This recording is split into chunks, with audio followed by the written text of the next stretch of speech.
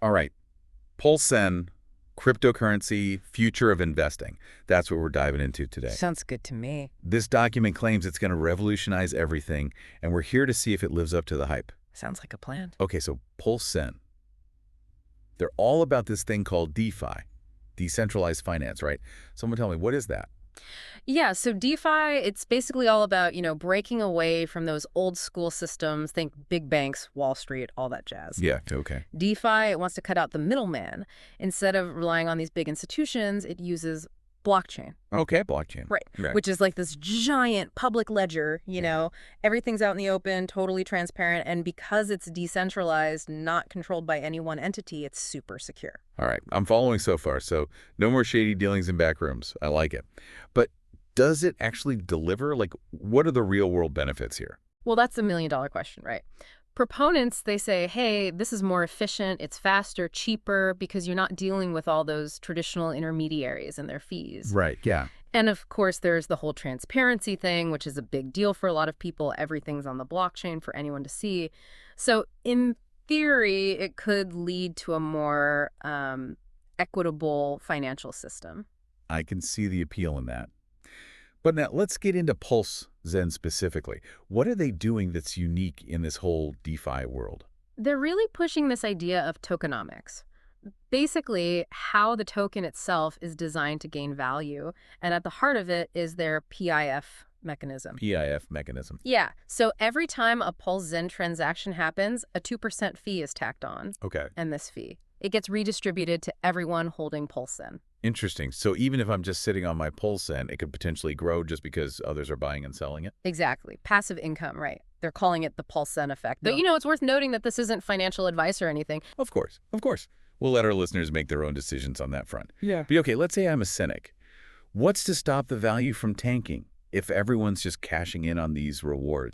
But that's where their deflationary mechanism comes in. See, they also burn like 0.01% of every transaction. Sure. Yeah, it's gone, vanished, poof. It just means they're permanently removing it from the total supply. Oh, okay, I get it. So as more transactions happen, less and less Pulse Zen exists, which theoretically should drive up the price. It's like, imagine a rare stamp. The fewer there are, the more valuable they become. Exactly. They're trying to create scarcity, which could potentially lead to, significant long-term value. At least that's their argument. Interesting strategy. So they're trying to appeal to both the get-rich-quick crowd and the long-haul investors. Yeah. And on top of all that, they're throwing in a charitable angle, too. That seems kind of unusual in the crypto world. It does, doesn't it? But yeah, 0.2% of every Pulse Zen transaction goes straight to charity. Right. But here's the kicker. They're using a DAO to manage it. A DAO. Don't leave me hanging with a DAO. Sorry. DAO stands for Decentralized Autonomous Organization. It's basically a way for the community to vote on how those funds are used. Okay, that's pretty cool. So even their charity is decentralized. I mean, you got to give them points for consistency. Right. It's all part of this bigger picture they're painting. But the big question is this really the future of investing? Can Pulse Zen, can DeFi really disrupt traditional finance in a meaningful way? That's what we're all wondering, right? Yeah. What do you think? I mean, this document makes some pretty bold claims. Oh, yeah. They argue that DeFi is going to democratize finance, giving everyday people more control over their money. They even talk about things like microloans becoming accessible to people who wouldn't normally qualify under traditional systems. And that whole PIF thing, that's all about shifting away from reliance on big banks and Wall Street, right? Precisely. They want to put the power back in the hands of the people. It's a compelling vision, for sure, but... There's always a but, isn't there? Right. This is still uncharted territory in a lot of ways. We have to acknowledge the risks. For sure. Like, what happens if I lose my digital wallet password? Am I just out of luck? Exactly. If you lose your private key, your money's gone. Oof! There's no central authority to bail you out. And then there's the volatility.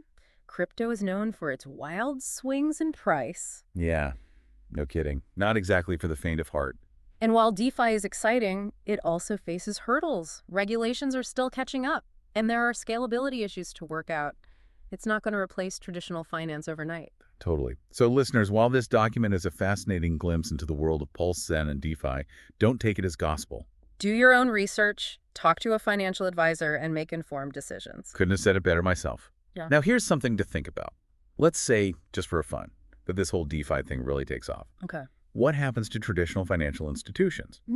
Do they adapt, evolve, or get left behind? That's something to ponder. Thanks for joining us on this deep dive into Pulse Zen. Until next time.